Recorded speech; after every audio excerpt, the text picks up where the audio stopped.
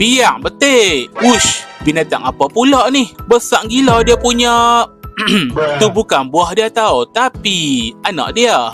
Ini ialah numbat. Nama saintifik dia Myrmecobius fasciatus. Kalau nak jumpa binatang pelik ni dekat Australia saja. Tapi tak banyak lah. Ada di sesetengah tempat saja. Depa ni tak besar mana. Panjang lebih kurang 45 cm termasuklah ekor. Ekor dia ni lagi panjang daripada badan tau. Rupa dia ni macam tupai, tapi sebenarnya dia ni adik-beradik jauh dengan wombat, kangaroo dan koala. Geng marsupial lah senang cerita. Tapi lain daripada marsupial lain, numbat ni tak ada kantung. Sebab itulah anak-anak depa ni tergantung kat situ sambil depa menyusu. Tak macam marsupial lain juga, numbat ni bukan vegetarian tau. Depa tak makan daun atau buah, tapi depa makan anai-anai. Numbat ni ada muncung dan lidah yang panjang gila. Memang senang lah kalau dia nak jolok masuk lubang-lubang sarang. Memang power no harm.